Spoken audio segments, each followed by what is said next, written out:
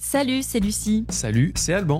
Trentenaire et parent de 2 petites filles. Bienvenue dans Sous les aurores. Le premier podcast réalisé par un couple de Français en Norvège. Sous les aurores, c'est le podcast haut en couleur qui vous emmène vivre toutes les nuances de l'expatriation et de l'immigration en Norvège et bien au-delà. Que vous soyez déjà expatrié, immigré, que vous rêviez de le devenir ou que vous soyez simplement curieux de découvrir d'autres façons de vivre, ce podcast est fait pour vous. Alors, mettez-vous à l'aise, servez-vous une bonne tasse de thé ou un verre de vin et rejoignez-nous sous les aurores. Au menu, discussion sincère, Moment de rire et d'émotion. et surtout, beaucoup de belles découvertes. Alors, bienvenue chez nous sur un nouvel épisode de Sous les aurores.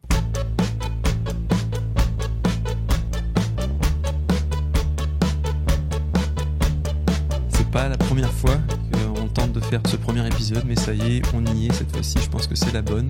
On a eu le temps de se faire la main avec nos courageux invités qui ont accepté de nous faire confiance pour toutes les conversations que nous avons eues jusque-là. Et il nous tarde une seule chose, c'est de pouvoir partager tout ça avec vous. Et d'ailleurs, dans cet épisode, vous allez apprendre à nous connaître et aussi comment est né ce projet que nous avons en commun depuis maintenant presque 6 mois.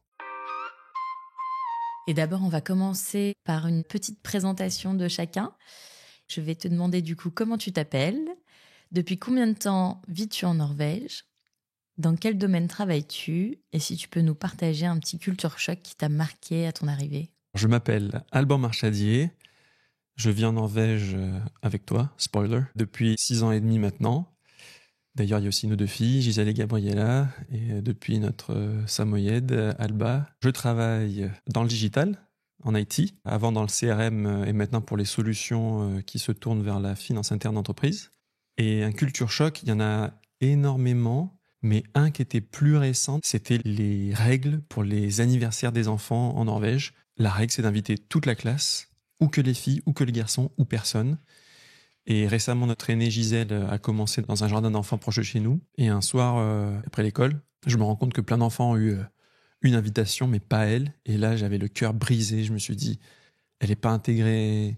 C'est une petite Française. Elle a que 3 ans. Elle n'ose pas encore parler norvégien, même si elle le comprend. Et j'avais vraiment eu cette peur du rejet, on va dire. Mais depuis, on a appris que, en demandant notamment à la maîtresse et autour de nous, Ils invitent que l'année de naissance. Voilà. Non mais c'est vrai que ça nous a retourné. Hein.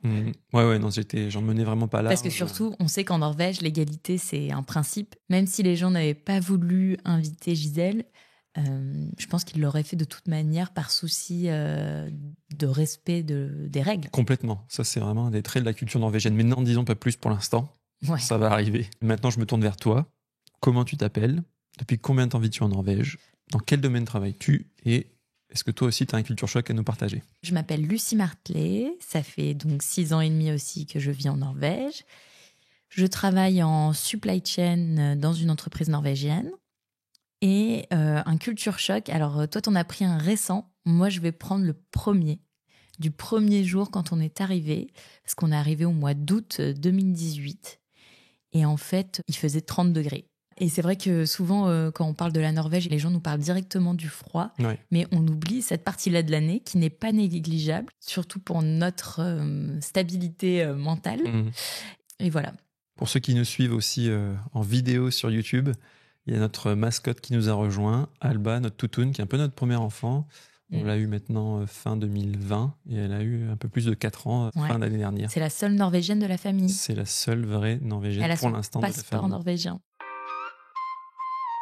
Mais du coup, il faudrait qu'on explique un peu plus pourquoi ce projet. Tout a commencé il y a longtemps maintenant, pendant le Covid. En fait, on s'est retrouvé un peu du jour au lendemain à devoir travailler de la maison, chose qu'on ne faisait pas vraiment avant. Et donc, on s'est acheté un grand bureau Ikea avec une grande planche de 2 mètres. On était quand même ensemble toute la journée et on se disait, punaise, mais c'est trop bien. Mais comment on pourrait arriver à passer autant de temps ensemble, mais en travaillant sur le même projet. Il y a eu quand même d'abord un petit projet. Ça a été notre petite entreprise de dog sitting. Oui, c'est vrai. Ça, on a commencé par ça parce que pendant le Covid, il y avait beaucoup de gens qui avaient besoin de garde. Nous, on voulait un chien. Ça faisait longtemps que ça nous trottait dans l'esprit. Et du coup, on s'est lancé au départ 1-2 gardes de chiens. Et au final, on a eu tellement de demandes que ça a été une petite entreprise à gérer. Et c'était l'occasion de connaître plein de races et de rencontrer beaucoup de monde. Ça a été vraiment Vraiment génial. C'est Ouais. que des bons souvenirs. C'était quand même un Covid sympa en Norvège parce qu'on pouvait aller quand même dans la nature, rien ne nous en empêchait. Donc on se partait avec le ou les chiens et on adorait cette période et on se disait, bon, bah, comme ça, on va découvrir la race qu'on veut. Même si moi, ça faisait très longtemps que j'avais des vues sur le samoyed. Et voilà, donc ça a été notre première petite expérience de travail à deux. Oui, et à partir de ça, on a réfléchi. Je me rappelle un été notamment, j'en ai parlé un peu quand on a rendu visite à ma famille. Moi, j'avais avant ça beaucoup aimé faire des montages vidéo avec de la musique, donc je connais un peu les logiciels de montage. Mais quand on a réfléchi un peu, on va dire, à juste des vidéos YouTube sur des expatriations, sur la Norvège, ça ne nous parlait pas d'être face écran Ouais. et de raconter notre vie comme ça. Bon, au final, un peu C'est un peu peut-être, ce que- ça ce vous qu'on fait. paraît un peu peut-être hypocrite de dire ça alors qu'on est en train de le faire aujourd'hui, mais ce qui est différent, c'est que c'est vraiment l'intimité du podcast qui nous a plu, que ce soit entre nous et avec les invités. C'est un vrai plus de pouvoir vous partager notre histoire et tous les points de vue et toutes les péripéties aussi qu'ont vécu nos invités. Mais du coup, comment on s'est dit, on se lance sur un podcast? Tu m'avais quand même proposé de faire des vidéos de moi parce qu'apparemment, parfois, on se retrouve dans des situations assez comiques. Alors oui, Et ça, donc, tu voulais te faire des vues en te moquant de moi. et ouais, parfois tu me sors des perles et je me dis, mais là, si j'arrivais à enregistrer ça et mettre ça sur les réseaux, on serait certainement richissime à l'heure qu'il est. Bah, désolé. On Pour a pris l'instant, en tout cas, autre, ce sera une pas autre ça. voie. Voilà. Voilà. Pour moi, ça a été vraiment l'été dernier, été 2024. On a vu pas mal d'amis, on a été à des mariages. Et à chaque fois qu'on dit qu'on vient de Norvège, qu'on vient en Norvège, ça suscite beaucoup d'intérêt. Pas forcément de venir s'installer, Mais beaucoup de curiosité. curiosité, ouais, de ce modèle dont on parle. Est-ce que c'est vrai? Est-ce que c'est pas vrai? D'autant plus là avec nos de- jeunes enfants. Donc c'est vraiment dommage qu'on fasse pas quelque chose parce que les gens ont l'air d'être intéressés. Et moi, ça fait longtemps que j'écoute des podcasts. Ouais, c'est ça aussi qui a été le déclic. On a partagé, on va dire, un peu cette culture du podcast, mais c'était toi aussi qui Mhm. l'a initié. Moi, j'étais toujours en deuxième paire de AirPods dans l'avion. Ah ouais, et le pire, c'est quand il oublie ses AirPods et qu'il me demande de partager une paire d'AirPods. Je suis là, non mais il est fou. Je pense qu'elle préfère qu'elle me donne un rein plutôt que me donner un AirPod de Mais oui, sa parce que paire. dans l'avion, il y a trop de bruit. Donc si j'enlève un AirPod, le son, ça va pas, quoi. Ouais, Bref. Bon, voilà. Ça, Donc- je pourrais peut-être le filmer un jour, on verra. Donc moi, je Je consomme beaucoup consomme de podcasts. beaucoup de podcasts tout le temps sur mes trajets, mes balades avec le chien, Tes nuits, malheureusement, quand tu mes dors pas. nuits quand je dors pas. Et c'est vrai que dans ceux qui m'ont plu, alors il y a beaucoup ceux de crime, mais c'est pas le sujet du podcast aujourd'hui, en tout cas pas encore. Qui sait, mais on n'est pas ici pour parler de crime, mais d'histoire de vie. Et un qui m'avait beaucoup marqué, et ça remonte maintenant même à notre vie en Argentine, à Buenos Aires, c'était Transfert, Ouais. où les gens vont livrer une anecdote de leur vie, mais vont vraiment aller dans le détail en général. L'intérêt de ce podcast, c'est de livrer notre histoire aussi, Mhm. dans différentes facettes, en tant que parent, en tant que couple, en tant que professionnel, dans la vie en Norvège, et aussi celle de nos invités, qui souvent, on va aborder avec eux leur parcours, peut-être leur couple biculturel, leur recherche de travail, l'école, les choix d'éducation pour les enfants. On essaie de couvrir l'histoire de l'arrivée, le quotidien, et faire des zooms sur des sujets particuliers. C'était pas prévu qu'on ait autant d'invités. Non. On voulait parler vraiment de notre expérience. Mhm. Mais on s'est très vite rendu compte que c'est une expérience en Norvège et que c'est notre réalité, mais il y a plein d'autres réalités. Et puis ce qui est incroyable, c'est que forcément, on a commencé avec notre cercle direct, Ouais. donc des gens que l'on connaît, qui sont au moins des collègues, voire des amis. Et à chaque fois, on sortait de ces conversations en se disant, mais c'est incroyable ce qu'on a appris. Et ça nous rendait euphoriques. Après un enregistrement, en général, on a notre dopamine qui est super haute. Ça fait 6 ans et demi qu'on est là, donc on n'est plus dans la honeymoon phase, dans la phase Non. de lune de miel de la Norvège. Il y a des choses qu'on adore, des choses qui nous frustrent, des choses qui sont plus difficiles à vivre. Mm. Et notre mission, s'il y en a une, c'est de vous partager tout ça. Puis on a eu toute une phase où on était sans enfants. Et ensuite, une phase avec enfants, c'est quand même pas la même vie. Mhm. Et donc, on se confronte à d'autres réalités. Complètement. On l'a vite abordé avec certains invités, mais on est peut-être passé du couple d'expatriés au maintenant au couple d'immigrés. Ouais. Donc le fait que vraiment on s'installe ici dans la durée change aussi la dynamique et je pense que c'est très important de partager ça. Et d'ailleurs, je reviens juste sur la météo. On est arrivé, il faisait 30 degrés, super beau, on allait sur les îles, on s'éclatait. Au moment où on enregistre à nouveau ce premier épisode, il y a 60 cm de neige qui sont tombés en 2 jours. Et là, ça continue. Ce matin, j'ai galéré comme jamais pour accompagner Gisèle, notre fille aînée, au jardin d'enfants. Ouais. Elle voulait pas forcément la luge. J'ai dû porter un peu, la convaincre de marcher. Voilà, j'étais dans Mais quand le elle marchait, dur de il y la avait réalité. trop de neige en fait. Mais ouais, elle Donc tombait, la pauvre. Ouais, donc, alors, c'est pas tout le temps comme ça, hein, Non, là, à Oslo ou même en Norvège. Là, c'est une petite tempête de particulier. neige. C'est Quand une même. petite tempête de neige. Tout n'a pas encore été dégagé. Et puis, on vit dans une partie en hauteur d'Oslo. Donc, la neige tombe pour de vrai. C'est pas comme dans le centre. Mais d'ailleurs, on parle de Sous les aurores. On est chez nous dans notre salon. Pourquoi avoir choisi ce nom-là? On enregistre ce podcast depuis notre maison. On a vu pas mal de fois des aurores boréales. Je suis un énorme fan d'aurores boréales. C'est quelque chose qui m'a toujours attiré. J'avais eu la chance d'en voir avant. Et depuis qu'on est sur Oslo, parfois je recevais des alertes via une application, mais c'était toujours, il fallait s'excentrer, j'avais pas le temps, il n'y avait pas la bonne météo.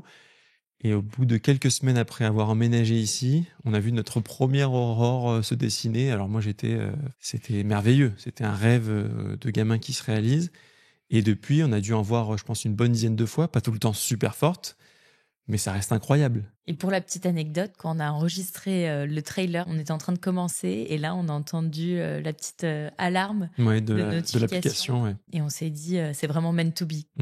Donc, Oslo, certes, n'est pas l'endroit privilégié pour les aurores boréales, mais c'est complètement possible, surtout quand on a tendance à sortir un petit peu du centre et à venir plus sur les hauteurs. Je pense que là, on a déjà bien couvert comment on est arrivé sur le podcast. Et l'idée, là, c'est qu'on va se poser des questions un peu comme on le ferait avec nos invités. Et on va commencer par... D'où tu viens et quel a été ton parcours jusqu'à rencontrer l'amour de ta vie? Aujourd'hui, j'ai 32 ans, bientôt 33. Je suis originaire du sud-est de la France, d'une petite ville qui s'appelle Miramas. En général, j'ai tendance à situer, pour ceux qui ne connaissent pas forcément, entre Aix-en-Provence et Marseille. Et rien ne me prédestinait à la base à vivre à l'étranger parce que j'ai toujours vécu dans ma ville jusqu'au lycée. J'ai fait un lycée international parce que j'adorais l'anglais à Luynes, à côté d'Aix-en-Provence. Et c'est là que s'est confirmée ma volonté ou mon intérêt pour les langues et l'ouverture à l'international et côtoyer aussi des étrangers. À l'issue de ce lycée, j'ai fait un DUT en alternance. Je voulais pouvoir bosser, gagner ma vie et connaître vraiment la réalité du travail. Dans mon cas, en tout cas, en grande entreprise déjà. Donc j'ai fait ces 2 années, puis j'ai fait un échange Erasmus en Finlande. Et j'avais en fait déjà aussi depuis quelques années un intérêt pour les pays nordiques. Et c'est devenu la Finlande parce qu'il y avait un partenariat entre mon université et celle où je suis allé à Jyväskylä en Finlande centrale. J'ai adoré. Je voulais voir les aurores, je voulais voir les journées courtes, le froid. Ça a été vraiment une révélation pour moi. Au bout d'1 an d'échange scolaire, je me suis quand même dit ce n'est qu'un au revoir, ma sœur. J'avais tellement été convaincu que je me suis dit bon. Je reviendrai. Ouais, et puis j'avais noué aussi des liens forts. Je me suis dit forcément je reviendrai. J'ai ensuite terminé mes études dans le sud de la France à nouveau, à l'IAE d'Aix-en-Provence, toujours avec de l'alternance. Et cette fois-ci, dans un cursus aussi complètement international et en anglais. Dans le cadre de ce Master 1 et Master 2, j'ai vécu aussi sur Montpellier, sur Brest, en 2e année. Assez inattendu, mais j'ai vraiment adoré. Je vous embrasse les Bretons. Et à l'issue de ça, je voulais le Graal, le fameux VIE, Volontariat International en Entreprise, que j'ai fini par avoir pour une grosse boîte française. Ne nous dis pas où. Ah, ce sera la suite. Ça sera la suite. T'as bien raison. Mais du coup, je pense que là, j'ai à peu près couvert ma présentation. Ton parcours et comment l'étranger est venu à toi. Est né, était dans mon ADN. Est-ce que tu peux nous faire aussi ta petite présentation? Ouais, donc moi, j'ai grandi à Paris. T'as quel âge? Dis-le à tout le monde. Ok, je suis une cougar. J'ai 34 ans. Oui. J'ai grandi à Paris dans le 17e. Voilà, une enfance tranquille, avec quelques voyages par-ci par-là. Mais c'est surtout au lycée, mes parents se sont expatriés en Chine. Du coup, j'ai fait tout mon lycée seule à Paris. Je pouvais pas les suivre parce qu'ils allaient dans un petit endroit en Chine et que du coup le lycée français c'était Hong Kong, mais du coup j'aurais pas été avec eux. Je suis restée en France, mais je voyais déjà que la vie d'expatrié c'était pas mal parce que du coup ils ont fait plein de voyages en Asie. J'ai vu déjà ce que ça pouvait donner une vie d'expatrié. Ensuite j'ai fait une prépa et je suis rentrée en école de commerce à Marseille. Voilà, de là, j'ai fait un stage de césure en Angleterre, dans un petit trou paumé, pour améliorer mon anglais. Donc, ça a été ma première vraie expérience. Améliorer son anglais et surtout L'accent. l'accent, mais ça a surtout pas aussi connaître les locaux. Connaître les locaux, C'est-à-dire oui, que, bon, il y aurait peut-être un ex dans l'histoire, hein, je vous dis ça, je vous dis rien. C'est vrai, mais bon, j'ai testé le British. Elle a tout donné pour la langue, hein, vraiment. Je voulais être bilingue, Ah mon ben chat. voilà, ouais. Bon, ça a aidé quand même. Hein. Ouais. On peut lui dire merci pour ça. Quand je vois le résultat aujourd'hui, il n'aurait peut-être pu assister. Et puis merci aussi pour le fait que ça n'ait pas marché, parce que du coup, sinon je t'aurais pas rencontré. J'avais, comme toi, ce désir de l'étranger. Maintenant que j'avais amélioré mon anglais, je voulais améliorer mon espagnol. Ouais. Spoiler, elle s'est pas fait un Colombien au Vénézuélien, je vous le dis. Non. J'ai postulé pour ma dernière année pour un double diplôme au Chili. Ok. Et voilà, mon espagnol s'est amélioré aussi, sans aide particulière. Mais de cette année-là, j'ai quand même aussi beaucoup voyagé en Amérique latine. J'ai adoré et je me suis dit, je reviendrai aussi. L'Amérique latine, es otra cosa. Es otra cosa. On va vous en parler, mais ça nous manque. Ouais. Au final, je suis partie pour mon stage de fin d'études à Dubaï, donc pendant 6 mois. Et ensuite, j'ai eu mon premier job à Londres, où là, je couvrais un congé mat. Donc, c'était 1 an. Au bout de ces 1 an, je me suis demandé ce que j'allais faire. Et en fait, en étant à Londres pendant 1 an, j'ai trouvé que j'étais trop près de la France. Il y avait trop de... Que tu disais que c'était une trop près extension de Paris. Ouais. Il y a beaucoup de Français et tout. Donc, j'ai eu des envies de repartir loin. Et du coup, j'ai postulé à des VIE. Nous nous sommes donc rencontrés dans la QV 2016 des VIE. Et en fait, il y avait peu d'arrivées chaque mois. Et donc, on s'est noué via un petit groupe d'amis. On était 5. Mais ne soyez pas impatients. Ah, d'accord. Pardon. Je croyais que tu oubliais juste de préciser le pays. C'était dans la Creuse. Non, je plaisante. C'était au Panama. Donc là, c'est clair qu'on avait trouvé carrément exotique. Je pense que chacun en avait pour objectif que le VIE se fasse hors d'Europe pour avoir notamment les démarches administratives facilitées. Et on peut dire qu'on n'a pas été déçus. Ouais. Donc on s'est rencontrés dans ce petit groupe. On ne travaillait pas pour les mêmes entreprises, mais comme on est arrivé au même moment, ça fait qu'on s'est très vite liés d'amitié et on a voulu découvrir un peu le Panama. On est parti en week-end avec tout ce petit groupe assez rapidement. Puis on connaissait personne sur place, donc on se faisait des dîners. On a commencé à connaître un peu la communauté française. Mais c'est vrai que ceux qui sont là depuis un petit moment, ils n'ont pas les mêmes aspirations, quoi. Ils ont déjà fait 50 000 week-ends sur les îles San Blas. On avait cette soif de découvrir. Chaque week-end c'était incroyable. D'ailleurs, je me rappelle revenir le lundi au boulot et pas comprendre ce qui m'arrivait, quoi. Alors, t'as vu les baleines ce week-end? Alors, t'es allé sur les îles paradisiaques? Et là, tu te retrouvais dans des réunions où j'avais peut-être encore un espagnol pas vraiment impeccable. Il n'est pas toujours pas impeccable aujourd'hui, mais on le parle couramment. Et au début, c'était pas le cas. Et des réunions où tu avais tous les accents de la zone Amérique centrale et sud. Il fallait se débrouiller, quoi. Donc, ça a été une sacrée entrée en matière. C'était un cadre irréaliste. Et les week-ends l'étaient encore plus. Non, ça a été vraiment une super expérience. Moi, du point de vue travail, c'était très enrichissant. Et après, du point de vue personnel, on était un peu dans une autre dimension, quoi, parce qu'on vivait dans des buildings super modernes, Moi, avec j'aime bien piscine sur le toit. Complètement. Moi, ce que j'aime bien dire, c'est que l'année d'avant, je terminais mes études. Et donc, je vous ai dit, c'était un peu entre Aix, Brest, tout ça. Et j'avais, quand j'étais sur Aix, notamment, j'avais une chambre étudiante de 9 mètres carrés. J'arrive au Panama en colocation avec Camille. On a partagé à 2 plus de 200 mètres carrés dans un building. On avait 2 gyms, 2 piscines. C'était n'importe quoi, c'était la démesure. Mais parce que là-bas aussi, on va dire que c'est un peu plus la norme, c'est un peu plus à l'américaine. Mais voilà, c'était déconnecté et déconnectant. Du coup, combien de temps on est resté à Panama City? Alors, on est resté 1 an, même si le VIE, c'est 2 ans. En fait, au bout de quelques mois, toi, on t'a proposé de te délocaliser en Argentine pour plein de raisons. Et donc, mais nous, ça faisait que quelques mois qu'on était ensemble. Et là, Alban me dit, mais s'il te plaît, viens avec moi en Argentine. C'est une évidence, je suis fou amoureux depuis le premier jour. D'abord, je lui dis, non, attends, je réfléchis.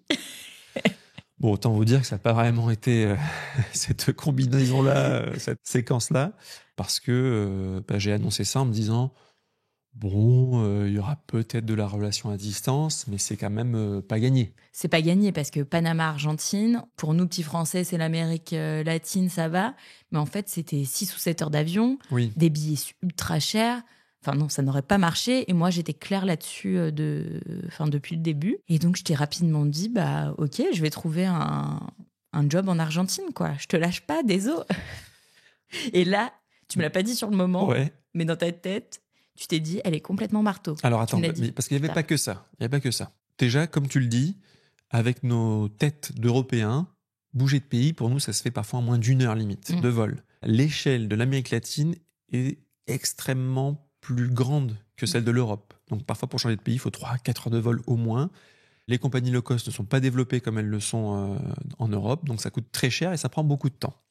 Deuxième aspect, quand on était encore de simples amis, on avait fait une soirée un peu confidence avec notre groupe.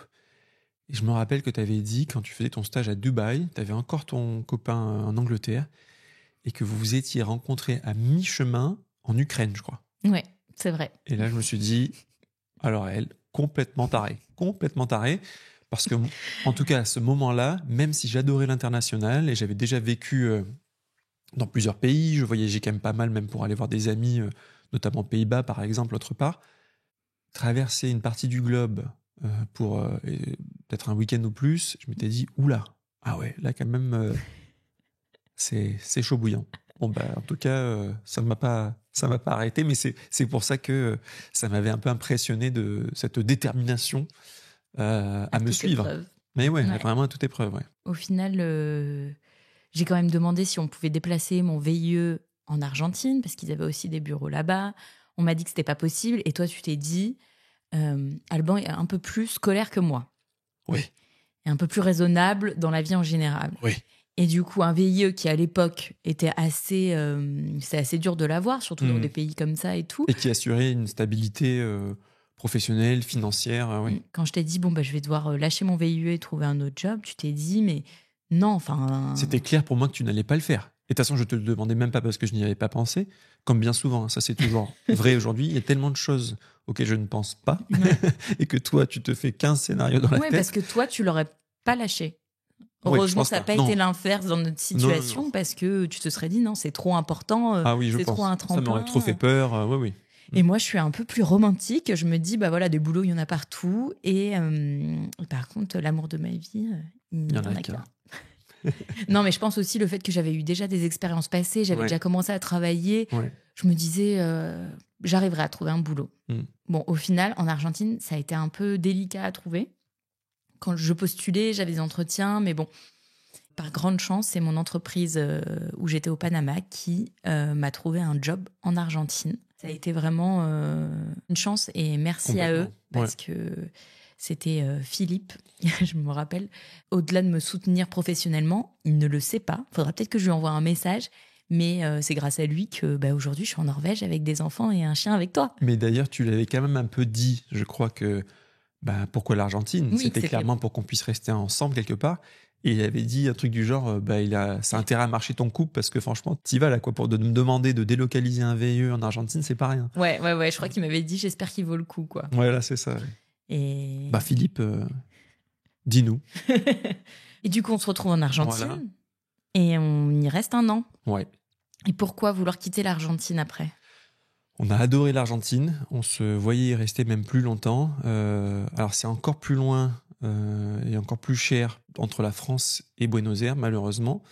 Mais la vie était facile, dans le sens où Buenos Aires fait penser à un mélange de capitale européenne, mais avec vraiment la chaleur humaine des Argentins, voire la folie. On pourra aussi vous en parler un peu dans un autre épisode, mais on s'est notamment retrouvés en Argentine pendant la Coupe du Monde 2018 et cette fameuse anecdote, on regarde un match au bureau, une RH qui avait à peu près mon âge, à la fin du match où l'Argentine se qualifie pour aller contre la France, elle se tourne vers moi, elle me regarde, elle me fait la France, vous êtes les prochains. Pour ceux qui ne voient pas la vidéo, mais elle fait le signe du pouce qui va me couper la tête sur la gorge, quoi.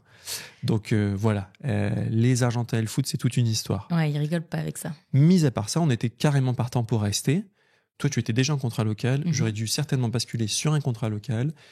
Et là, financièrement, avec l'inflation qu'il y avait, Hmm. qui était énorme, je gagnais une misère. Mais du coup, avec toi, ton contrat en euros, ça faisait le change. On pouvait quand même. Quand j'étais encore en VIE, oui. Quand tu étais encore en VIE, on pouvait quand même voyager et tout. Et on s'est dit, en fait, si on reste tous les deux en contrat local, on pourra moins voyager, ce qui était quand même notre. Le but, oui. Ouais, le but principal. Rentrer en France, ça sera vraiment difficile. Déjà planning financier et tout. On commençait à rentrer dans un âge où il y avait quand même pas mal de mariages, d'événements de nos amis, de nos familles et tout. Et on s'est dit, bon, c'est peut-être le moment de se rapprocher de la au France. moins ça. Mais je pense qu'on a été assez vite d'accord pour se dire, ça sera pas la France. Non. Parce qu'on ne voyait pas être à Paris ni à Marseille. On n'avait toujours pas assouvi la soif de on l'étranger. voulait encore quoi. découvrir plein de trucs, quoi. Donc, c'était pas la France, mais du coup, comment on s'est tourné vers la Norvège? Quelle est la petite histoire? Tu disais tout à l'heure que tu avais découvert la Finlande et que tu t'es dit, je veux y retourner. Et donc, tu as commencé à planter une petite graine en disant, tu sais, la Finlande, c'est vraiment pas mal. Et voilà, bon, tu m'en avais déjà parlé plein de fois. Je savais que c'était un désir pour toi d'y retourner. Alors moi, les aurores boréales, la neige, tout ça, avec plaisir. Mais c'est vrai que je me disais, donc, nous, on devait, pour nos travail aller dans une capitale. Je suis allée dans beaucoup d'endroits sans savoir un peu à quoi ça ressemblait. Panama City, j'ai même pas regardé sur Google Images à quoi ça ressemblait. Je me suis dit, on verra bien. Mais Helsinki, ça m'attirait pas. Et je saurais pas dire pourquoi. Et du coup, je t'ai dit, viens, on ouvre un peu au pays nordique. Mais ce qui est trop drôle, c'est que cette ouverture s'est faite via juste en regardant une pauvre vidéo YouTube pour chaque capitale, grosso modo. Et encore, je sais même pas si on avait fait toutes les capitales, donc c'était trop drôle. Je veux dire, je pense que le fait que je voulais pas aller à Helsinki, c'était pas à cause de cette vidéo. J'avais déjà ça en tête avant. Et là, je pense qu'on s'est dit, franchement, que ce soit Stockholm, Copenhague ou Oslo, kiff, on verra bien, quoi. En fait, il faut juste trouver un boulot. Exactement. Et on a commencé à chercher, et c'est moi qui ai trouvé en première chez Mondelez, à Oslo. Et du coup, on s'est dit, bon, bah, banco, hein. On va aller là-bas. C'est une opportunité de signer un contrat depuis l'Argentine. Ouais, c'était fou de postuler avec des CV de Français qui avaient vécu dans beaucoup de pays et qui, depuis l'Argentine, postulaient sur Oslo ou sur Copenhague. Et je remercie respectivement nos recruteurs et nos managers d'avoir été assez fous pour nous considérer dans les processus. Et du coup, on s'est dit, bah, go, hein, on y va. On a déménagé. Tu as commencé ton job fin août 2018 et moi, je terminais mes dernières interviews pour 2 postes. Ouais. J'ai commencé le mois d'après, donc tout s'est très très bien goupillé. Ouais. Avant un peu de raconter quand même nos premières impressions quand on est arrivé à Oslo, est-ce que tu pourrais nous dire, toi, comment tu imaginais la vie en Norvège ? L'avantage, on va dire, par rapport à toi, c'est que pour le coup, j'avais fait, lors de mon Erasmus en Finlande, j'avais fait un week-end de 4 jours à Oslo avec mon groupe d'amis, Noémie, Anne, Antoine, je vous embrasse. Et c'était en avril et il avait fait très chaud, très beau. Et à ce moment-là où on était en Finlande, ce n'était pas encore le cas. Et donc, ça a été un espèce de printemps en avance. Et on avait adoré la ville, être au bord de l'eau, bronzer, faire les petits barbecues jetables dans le parc d'Ekeberg. Et donc, on avait passé 4 jours super agréables. Et j'avais adoré. Donc, quand s'est présentée l'opportunité de s'y installer, pour moi, c'était un non-sujet, bien sûr, qu'on y allait. Et j'avais pas d'a priori parce que peut-être ce stéréotype, on va dire, qu'ont certaines personnes que c'est tout le temps la neige et le froid, ben je l'avais pas parce que j'avais déjà connu Oslo pendant les beaux jours et les longues journées aussi. Donc, j'y allais franco. Et de ton côté, toi, à quoi ça faisait appel Oslo, la Norvège, avant de t'y installer ? Moi, je pense que j'avais les mêmes a priori que la plupart des gens. J'imaginais ça très froid, avec beaucoup de neige. Je me disais vraiment, en fait, on verra bien. Ouais. Les 5 dernières années, j'ai déménagé tous les ans. Ouais. Je me suis dit, soit on se plaît, soit dans un an, on déménage. Enfin, on teste et on voit, quoi. Oui, je pense qu'on avait eu tellement déjà de sécurité quelque part sur notre transition entre le Panama et l'Argentine. Pour nous, c'était une nouvelle transition.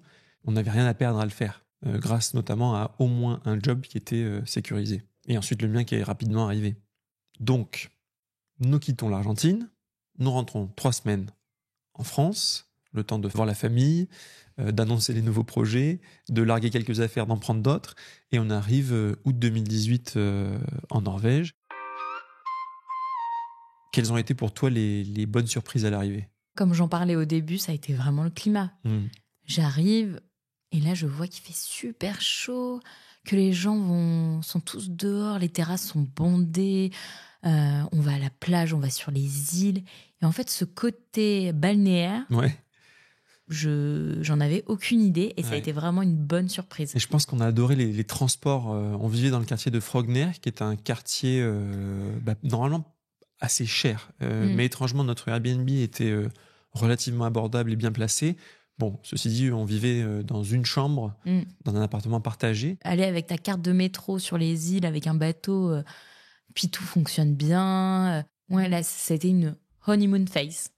Parce que super surprise positivement de ce climat.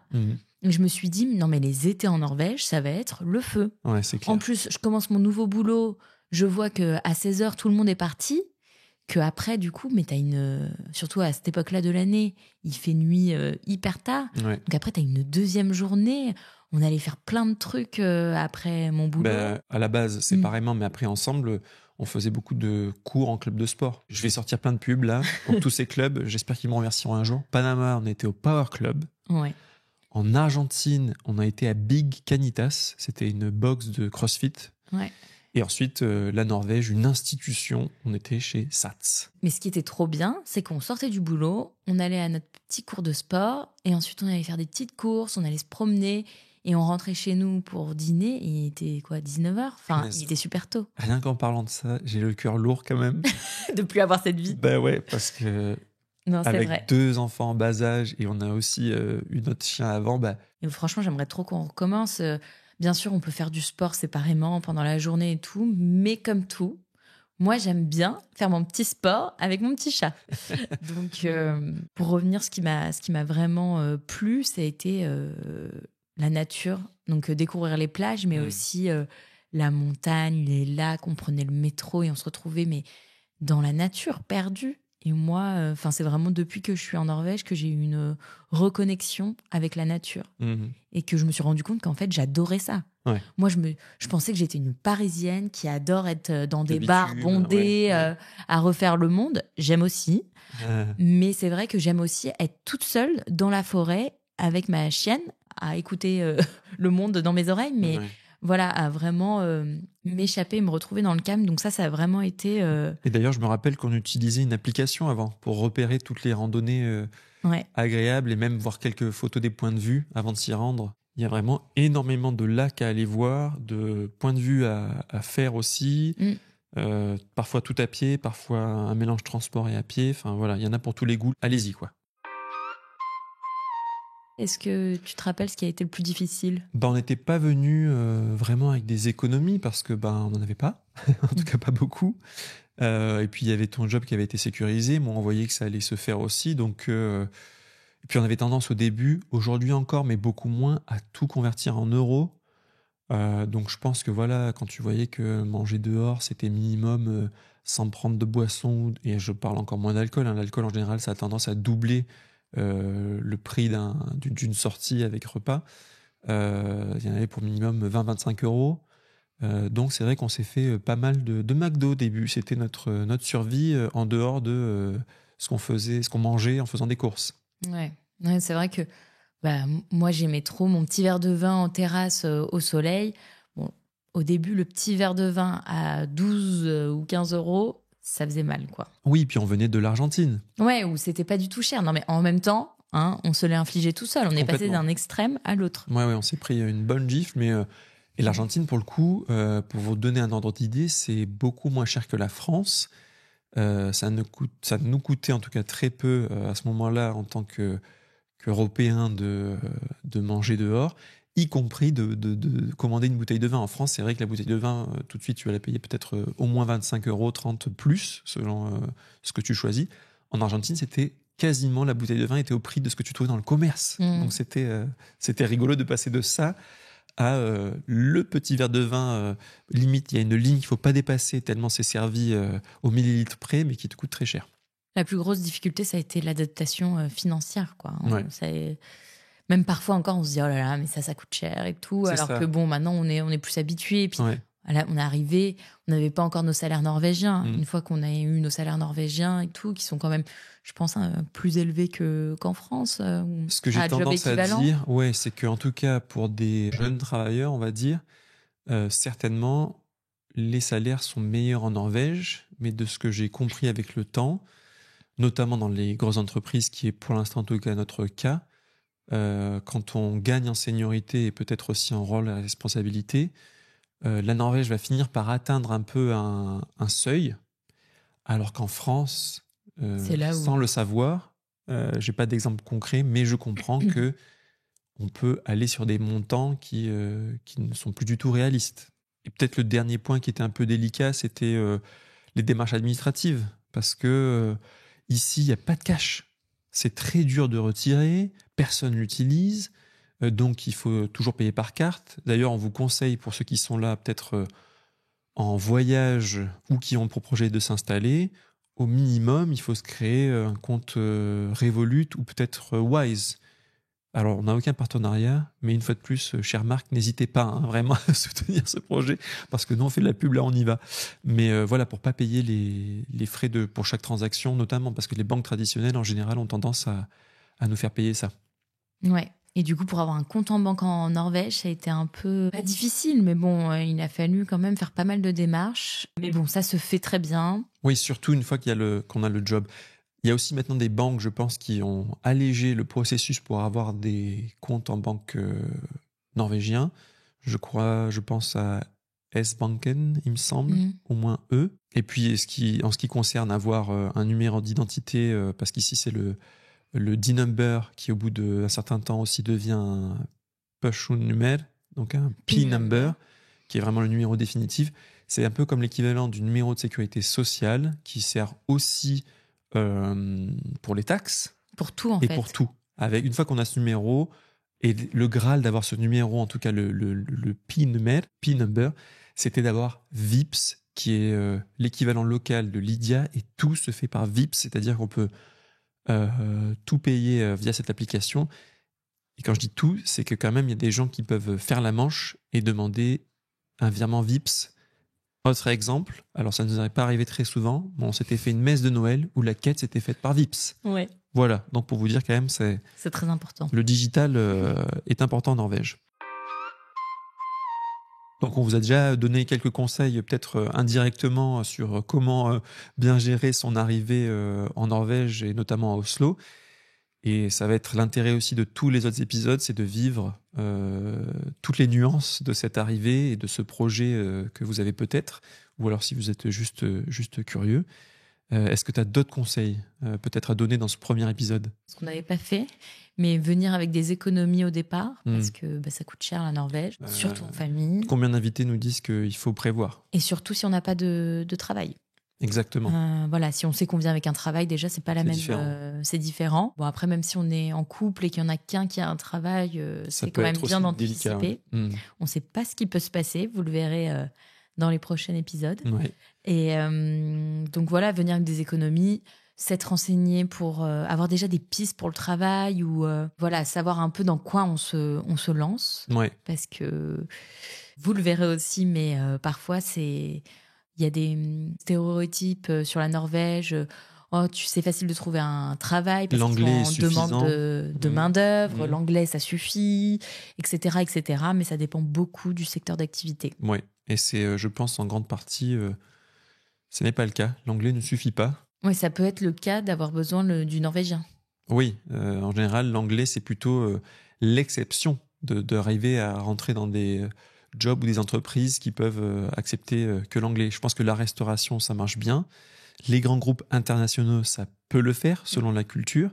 Mais au-delà de ça, le norvégien permet d'ouvrir des portes et de certainement se faire un réseau et convaincre les recruteurs beaucoup plus rapidement. Donc, si vous avez un vrai projet, peut-être long terme même, de vous installés dans les pays nordiques, mettez-vous aux Norvégiens dès que possible, même Bon avec des conseil. baby steps. Ouais, bon conseil. Même pour pour ton arrivée, c'est bien de connaître quelques mots et tout. Ouais. Donc, ouais, carrément. Voilà, je pense que c'est les conseils principaux. Et puis, bien sûr, écouter notre podcast. Ben voilà, pour le reste, ça va être d'écouter un peu plus les épisodes qu'on va vous préparer à deux et ceux de nos invités. Et puis, pour ceux qui souhaitent pas s'installer, mais qui sont curieux de l'art de vivre en Norvège, ça sera aussi très intéressant.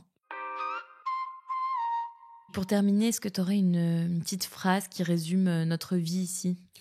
C'est pas vraiment une expression. Être expatrié et immigré, c'est savoir toujours se réinventer et s'adapter et sortir quotidiennement, même dans des tout petits détails, sortir de sa zone de confort. Donc c'est tout ça qu'on va aborder à deux et parfois à trois et à quatre avec nos invités. Ouais, c'est pas mal ça. Du coup, pour résumer, ça serait adaptation et remise en question peut-être. Constamment. On est ravis de ce premier épisode et on a hâte de vous partager nos prochaines aventures. Et en attendant, on vous dit à très bientôt chez nous. Sous les aurores.